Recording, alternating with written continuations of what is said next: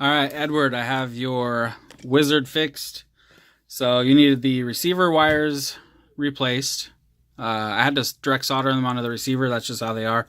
They didn't have the UFL plugs. I put it at an angle so that the bind button's right here, but you shouldn't have to bind it. It's already bound up and ready to go. It's keeping its bind.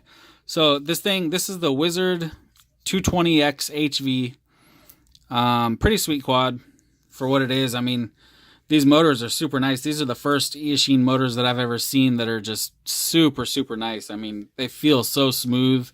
They don't make any kind of clanking sounds or any kind of bad bearing sounds or anything. They feel really nice.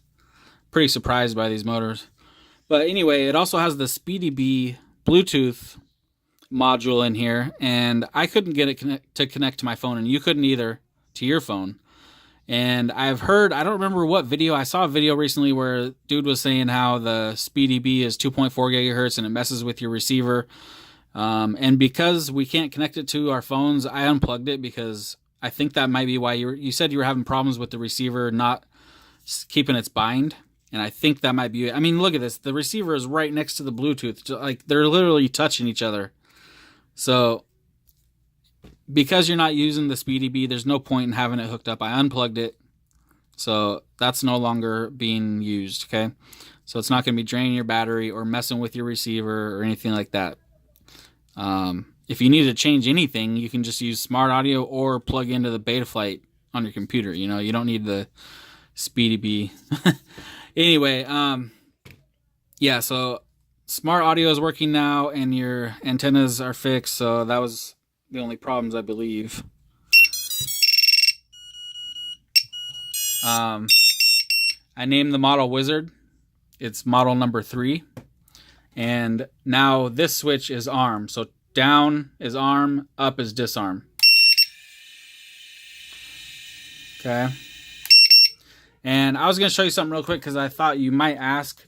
I turned on air mode always on because air mode is so awesome. But you might have a question. If you go like this, if you arm it, give it throttle and then lower the throttle.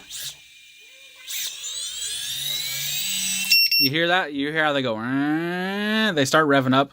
That is completely normal, okay? It's supposed to do that, okay? That is normal, all right? And for anybody else wondering about that, it's called air mode. And it's totally normal. It won't do that when you're flying. It's not going to just go crazy and take off on itself. It just does that when it's on the ground. And it won't do it when you're flying. So don't worry about that. And it's completely normal. All right. So Smart Audio. Show you real quick. So we got throttle middle, yaw left, pitch forward. There you go. And then you go down features, down 1 to Smart Audio.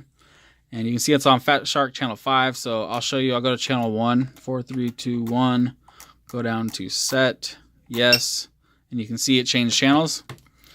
So now it's on 5, Fat Shark 5. So I'll go to 1, 6, 7, 8, 1. And you can see now it's on. So Smart Audio is now working. And I have it on the highest milliwatts that the VTX will go. So yeah, everything's good to go. I'm going to get this boxed up and ship back to you.